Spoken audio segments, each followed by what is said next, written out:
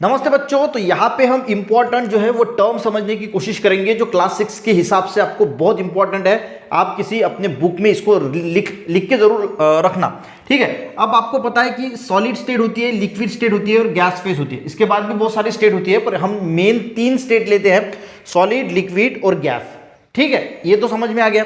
अब सॉलिड का जब लिक्विड में कन्वर्जन होता है तो उसको क्या बोला जाता है, लिक्विड का कन्वर्जन जब गैस में होता है तो उसको क्या बोला जाता है। देखिए, सॉलिड का कन्वर्जन जब लिक्विड में होता है तो उस चीज को बोला जाता है मेल्टिंग। हमें पता है कि आइस जो होता है वो सॉलिड स्टेट में होता है, वो जब मेल्ट होता है, पिघलता है, तो उसका लिक्विड फॉर्म में होता है। लिक्विड से जब कोई चीज गैस स्टेट में जाती है, वाटर हमें पता है, हम जब हीट करते हैं उसको, ठीक है, हीटिंग करते हैं तो लिक्विड का कन्वर्शन गैस में हो जाता है। अब गैस में सॉलिड को हीट किया, वो लिक्विड कन्वर्शन में हो, उसको क्या बोला, मेल्टिंग।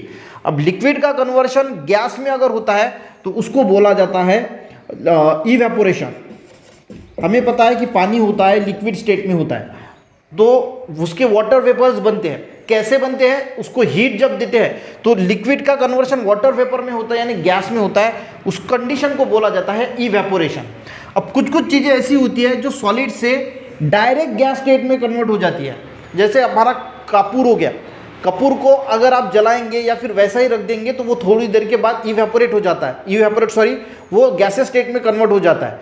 तो वो लिक्विड स्टेट में जाता ही नहीं, विदाउट लिक्विड स्टेट में जाते वो सॉलिड से डायरेक्ट गैस में चला जाता है, उसको बोला जाता है सब्लिमेशन।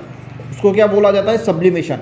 तो ये 3 टर्म और 3 टर्म देखने वाले हैं। इसको बोला जाता है मेल्टिंग, इसको बोला जाता है इवेपोरेशन और इसको बोला जाता है सब्लिमेशन।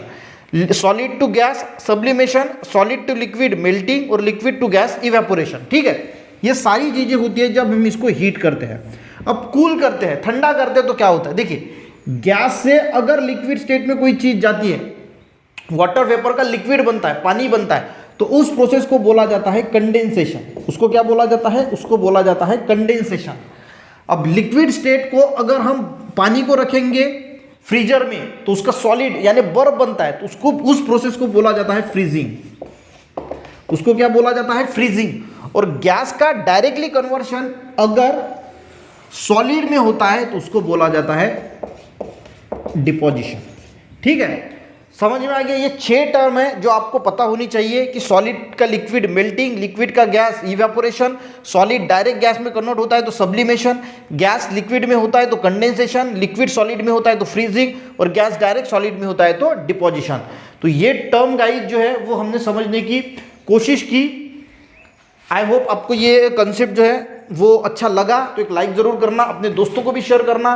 चैनल पे बच्चों नए हैं सब्सक्राइब जरूर करना, क्योंकि हम यहाँ पे फाउंडेशन कोर्स 6 क्लास का CBSE plus state board, Maharashtra state board complete करने वाले हैं। मिलते हैं नेक्स्ट वीडियो में, तब तक के लिए जय हिंद।